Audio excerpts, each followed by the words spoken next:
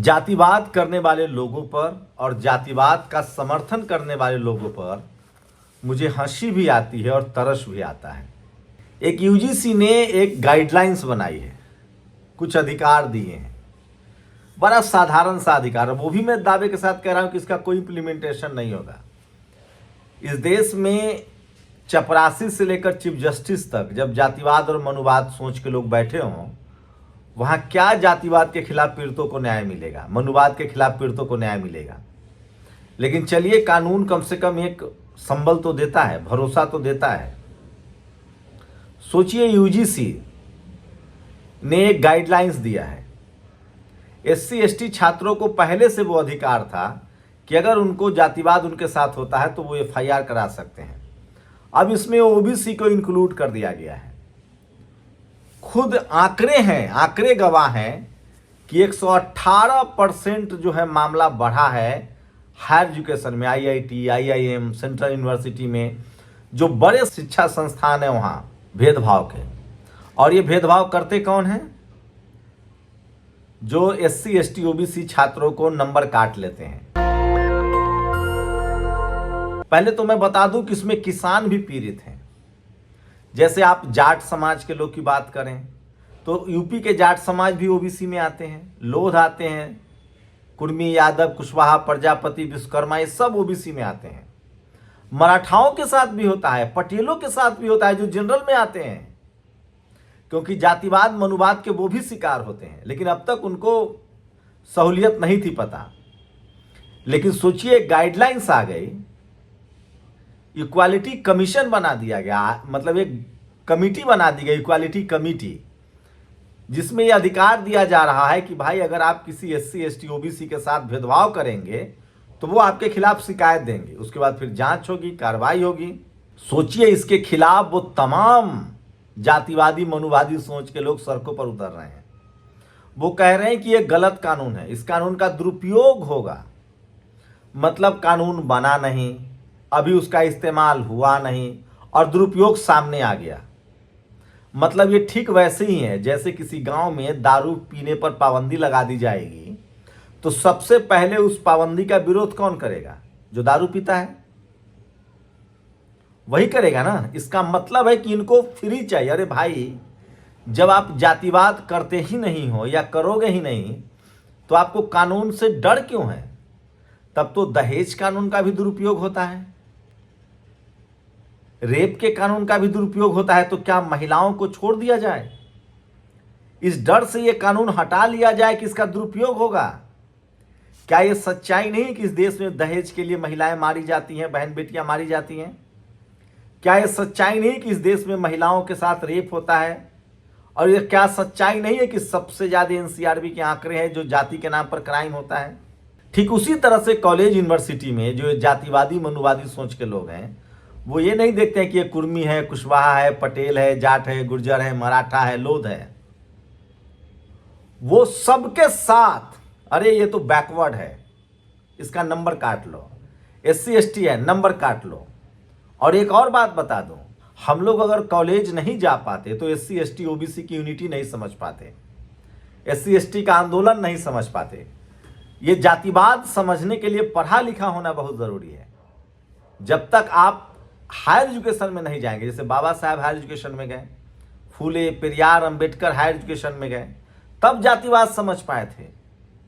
तो जैसे ही कोई कॉलेज चला जाता है तो वो ओबीसी के जो लोग हैं, जाट समाज, गुर्जर समाज, पटेल समाज, ठाकुर समाज के भी लोगों को मैंने देखा है, ब्राह्मण समाज के लोगों को भी मैंने देखा है, वो न्यायप्रिय हो जाते हैं। लेकिन 90% जो जातिवादी मनुवादी सोच के लोग हैं उनको दिक्कत हो रही है इससे। सोचिए, अरे भैया, ओबीसी को डालने से इतनी क्यों दिक्कत है?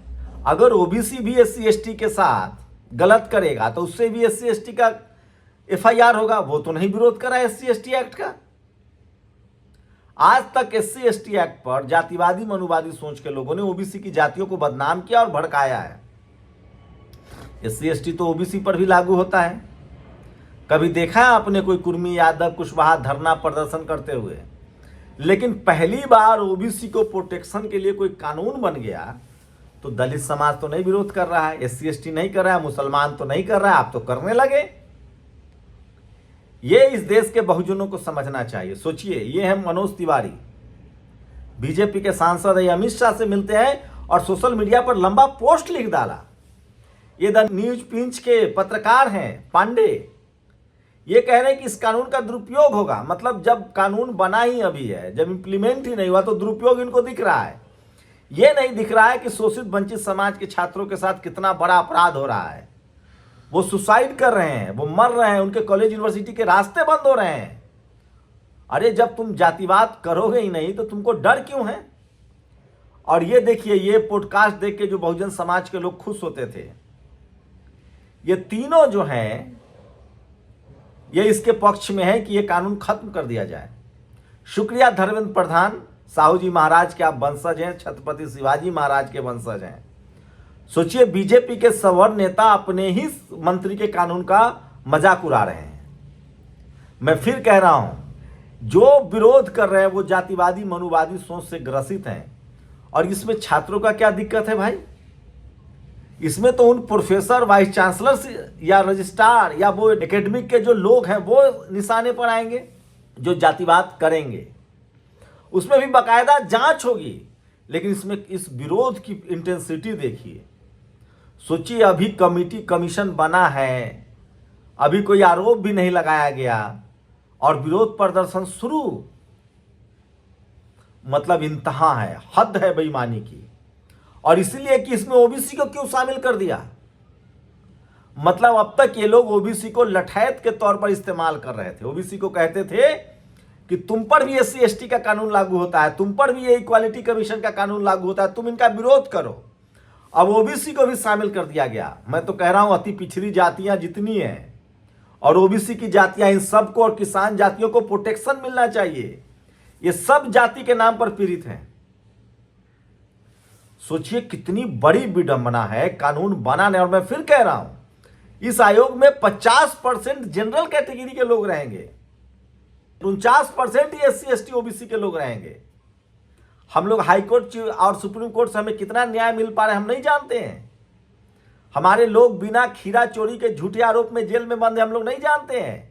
ये तो महामहिम राष्ट्रपति ने कहा है कि मैं जब जेल में मंत्री थी उड़ीसा में तब जानती थी।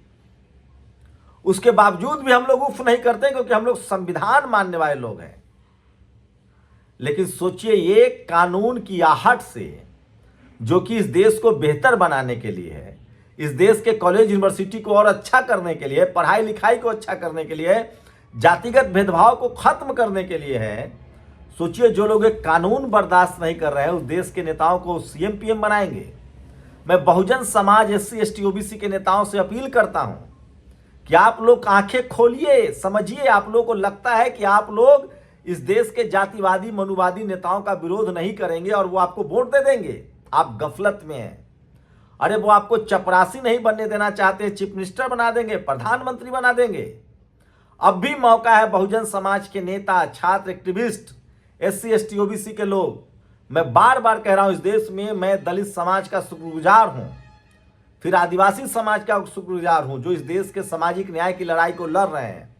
और जब अब OBC की जातियां भी सामाजिक न्याय की लड़ाई को लड़ने लगी है तो इनको दिक्कत होने लगी। सोचिए, इस कानून में OBC को इंक्लूड किया गया है। OBC में 4000 जातियां हैं। जाट, गुर्जर भी OBC में आते हैं, मराठा भी OBC की मांग कर रहे हैं, पटेल भी OBC में आते हैं। इनको इतना दर्द हो रहा है, आप कल्पना कर सकते हैं? आप सोचिए, ये खुलेआम कहते हैं कि जातिवाद होता रहे, मैं करता रहूं, कोई कानून न बनाया जाए, और इनको दुरुपयोग की चिंता सता रही है। 21वीं सदी में कोई ऐसे कल्पना भी कर सकता है? कैसे ये लोग मुंह दिखाते हैं, कैसे ये लोग विरोध प्रदर्शन कर रहे हैं? कोई है जो इस देश में रेप के कानून के खिलाफ बोलने की हिम्मत भी करेगा? और करना चाहिए उसको। क्या इस देश की सच्चाई नहीं कि महिलाओं को सबसे ज्यादा प्रताड़ित किया जाता है? इस देश के कॉलेज यूनिवर्सिटी में सच्चाई नहीं कि पिछड़े समाज के लोगों को, चाहे वो, और मैं बता दूं, आप सिख धर्म के मानने वाले हैं तो भी OBC SC हैं, आप मुस्लिम हैं तो भी मुस्लिम समाज को भी आगे आना चाहिए। 90% मुसलमान OBC हैं। सोचिए OBC से कितनी नफरत है, OBC समाज के लोग। SC ST समाज के साथ कंधे से कंधा मिलाकर इस लड़ाई को लड़िए।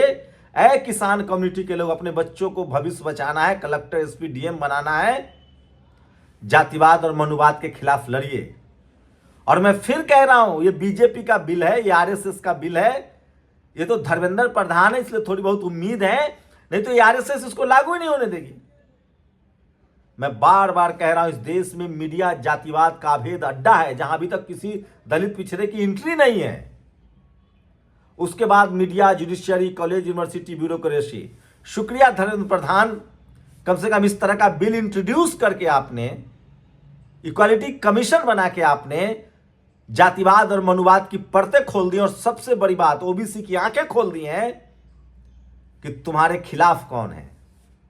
शुक्रिया। दस्तक की आपसे गुजारिश है कि अगर इसको बचाना चाहते हैं तो नेशनल दस्तक को सब्सक्राइब करने के लिए रेड कलर के सब्सक्राइब बटन को दबाएं, फिर बेल आइकन की घंटी दबाएं। नेशनल दस्तक को बचाने के लिए बहुत जरूरी है कि हर खबर को शेयर करें, लाइक करें, कमेंट जरूर करें।